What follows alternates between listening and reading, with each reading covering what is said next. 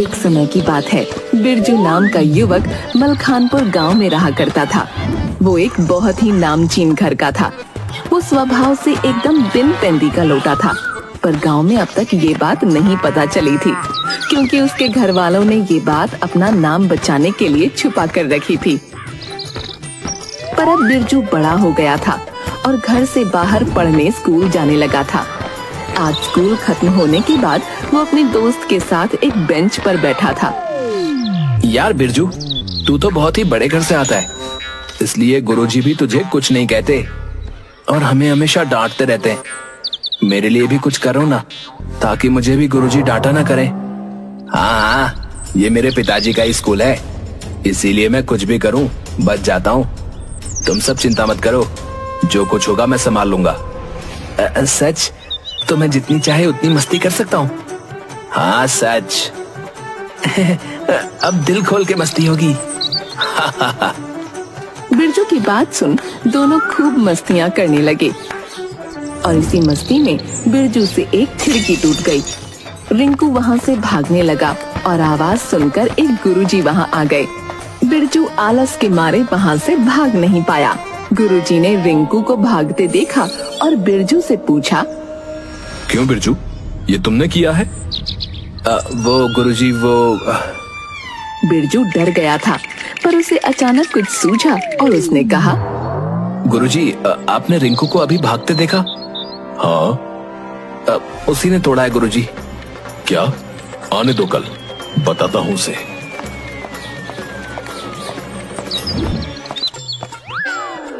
बिरजू ने रिंकू से अभी वादा किया था कि वो उसे बचाएगा। उसने वादा तोड़ने में एक पल न लगाया और वहाँ से भाग निकला। सच में बिन पैंदे का लोटा था बिरजू।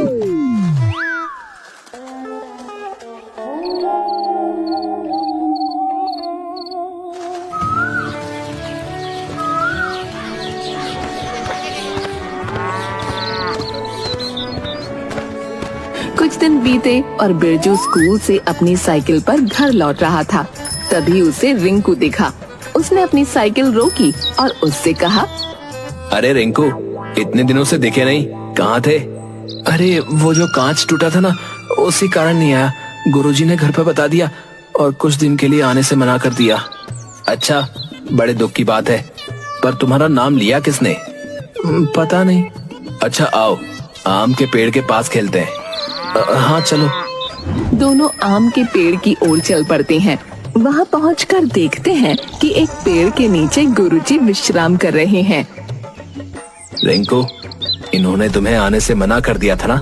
हाँ, आओ बदला लेते हैं, सारा जिम्मा मेरा। पर हम करने क्या चाह रहे हैं? बताता हूँ, पहले इन्हें हिलाकर देखो, ये गहरी नींद नहीं है ना?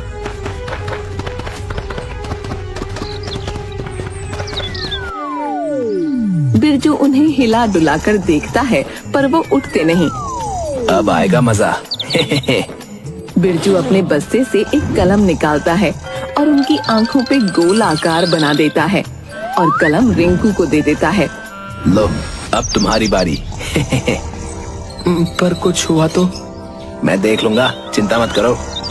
रिंकू गुरुजी की मूंछें बनाने लगता है। तभी गुरुजी उठते हैं और देखते हैं कि रिंकू के हाथ में कलम है। मूर्ख बच्चे, ये क्या कर रहा है? सजा से जी नहीं भरा जो अब मुझ पर कलम चलाता है? रुक, अभी बताता हूँ। हाँ गुरुजी, मैंने तो इसे मना भी किया था। पर बिरजू, माफ कर दीजिए गुरुजी, बिरजू भी शामिल था। चल तेरे माता पिता के पास। तभी गुरुजी रिंकू का कान पकड़कर उसे वहाँ से ले जाते हैं और बिरजू फिर किसी और दूसरे को फंसाकर खुद बच जाता है। पल भर नहीं हुआ और जिम्मेदारी लेने की बात करके कोई जिम्मेदारी नहीं ली बिरजू ने। सच्ची वो बिन पैंदे का लोटा है। अब ये बात जमींदार को पता चल गई थी और जमींदार आज इसी कारण बिरजू को कमरे में बिठाकर एक वैद्य को बुला लाए थे।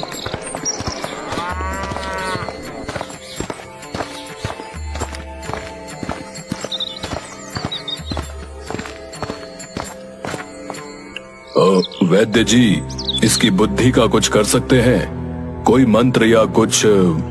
पर आखिर इसे हुआ क्या है?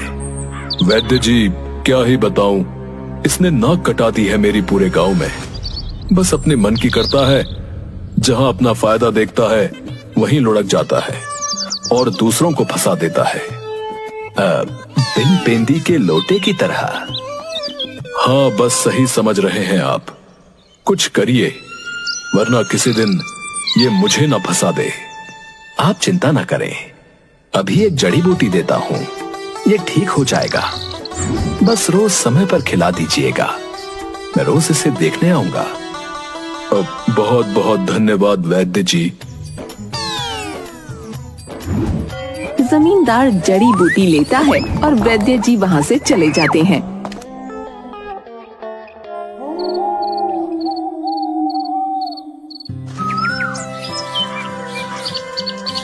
कुछ दिन हो चुके थे और बिरजू के स्वभाव में बदलाव आने लगा था। जमींदार खुश था कि अब कोई शिकायत नहीं आ रही थी।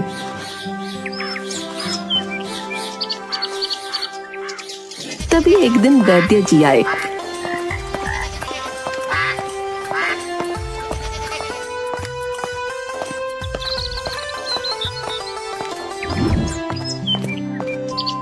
अरे बेटा बिरजू, सब ठीक तो है ना? हाँ वैद्य जी, सब ठीक है, बस थोड़ा ऊब सा गया हूँ। अच्छा, चलो तब मेरे साथ आओ, मैं तुम्हें घुमा लाता हूँ बिरजू, कुछ मन बहल उठेगा तुम्हारा। अच्छा, वैसे चलना कहाँ होगा? बस पास ही के गांव में जाना है। ठीक है चलिए, पर मैं गांव में नहीं जाऊंगा, वरना आपका काम देखकर ऊबन और बढ़ जाएगी। ठीक है, तुम खेतों के पास टहल लेना, तब तक मैं एक इलाज करके लौट आऊंगा। अब चलो।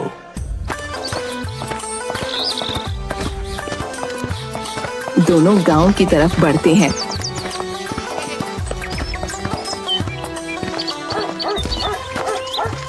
रास्ते में वैद्य जी बिरजू से कहते हैं, बेटा बिरजू, अब तो तुम्हें दूसरों को परेशानी में डालने का मन नहीं करता ना?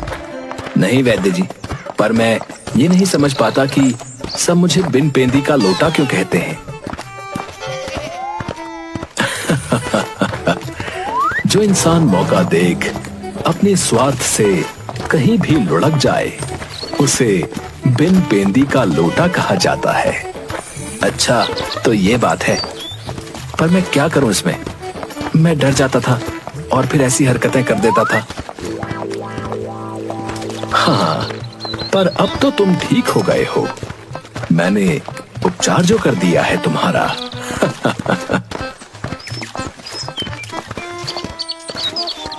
दोनों खेत के मोड़ पर पहुंचते हैं। बस तुम यही मोड़ पर खेलो, मैं कुछ देर में आता हूँ बेटा। अब जैसा आप कहें। ये कहकर वैद्य वहाँ से चले जाते हैं और बिरजू सूखे धान से भरे खेतों को देखता है। तभी उसे वहाँ एक माचिस पड़ी मिलती है। अरे ये माचिस, लाओ इससे कुछ जलाया जाए। तभी बिरजू पास पड़े एक कागज को जलाता है और उसे जलते देखता है। कुछ देर माचिस से खेलकर बिरजू खेतों में खेलने लगता है। खेत को देखकर बिरजू कुछ सोचता है। एक माचिस की तीली और बची है, एक धान के डंठल जलाकर देखता हूँ कि बस एक तीली से जलती है या नहीं। बिरजू धान की डंठल जलाता है और खुश हो जाता है कि वो जल गई। तभी अचानक हवा चलती है और आग फैलने लगती है। अरे भागो भाई, कहीं कुछ गड़बड़ ना हो जाए। बिरजू मोड़ पर माचिस फेंककर काफी दूर भाग निकलता है और दूर से देखता है कि आग फैलने लगी है। आग देखकर वैद्य जी दौड़ते हुए आए और माचिस लेकर खड़े हो गए।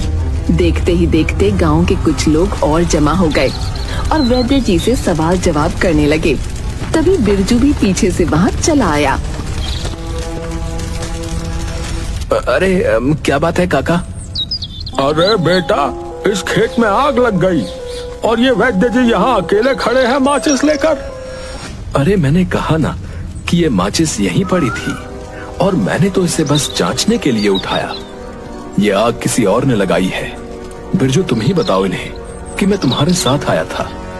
मैं क्या बताऊं वैद्य जी, मैं तो बस अभी अभी घर से आ रहा हूँ और देखा कि यहाँ भीड़ लगी है। अरे बच्चे का नाम लेते हो, वो तो अभी अभी आया है, चलो हमारे साथ तुम। नहीं नहीं, मुझे छोड़ दो, मुझे छोड़ दो। बिरजू, तुझ पर कोई दवाई काम नहीं कर सकती।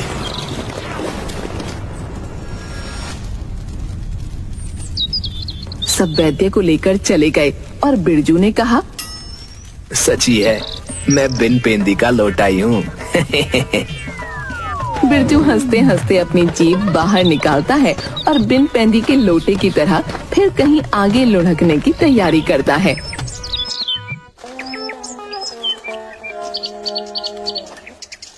जमींदार बहुत त्रस्त हो गए थे। बिरजू का इलाज कैसे करवाएं उनकी समझ में नहीं आ रहा था। वो परेशान होकर खुद से बातें कर रहे थे। पता नहीं ये मेरा बेटा कब समझेगा। बेचारे वैद्य जी अब किसी का इलाज ही नहीं कर रहे इस बिरजू की वजह से। लगता है कि इसे इसकी ही दवाई का स्वाद चखाना होगा, तभी ये समझ पाएगा।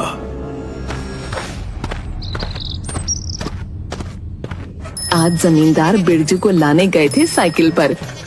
बिरजू स्कूल से बाहर आया और अपने पिता के साथ बैठकर निकल पड़ा।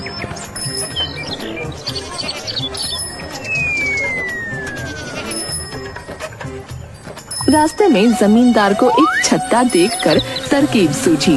उन्होंने पेड़ के पास साइकिल रोकी और बिरजू से कहा, बेटा बिरजू, शहद खाने का मन हो रहा है। हाँ पिताजी, खिलाइए खिलाइए।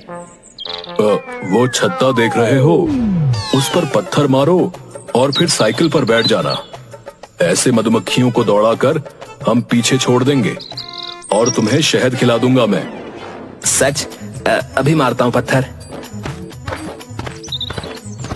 तभी बिरजू जोर से छत्ते पर एक पत्थर मारता है और जमींदार बिना बिरजू को बिठाए ही साइकिल लेकर भाग निकलता है।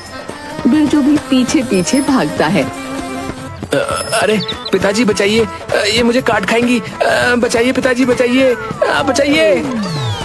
अब समझा खुद को बचाने के लिए दूसरों को मुसीबत में डालना कैसा लगता है। बिठा लीजिए पिताजी, आज के बाद कभी नहीं करूंगा। बस एक बार माफ कर दीजिए। सच में? हाँ, माफ कर दीजिए पिताजी। जमींदार साइकिल रोकता है और बिरजू तेजी में लपक कर बैठ जाता है और दोनों भाग निकलते हैं। अब समझा बेटा, बिन पेंदे का लोटा कहीं भी लुढ़कता है, लेकिन इंसान को अपनी बात पर बने रहना चाहिए और जिम्मेदारियां लेनी चाहिए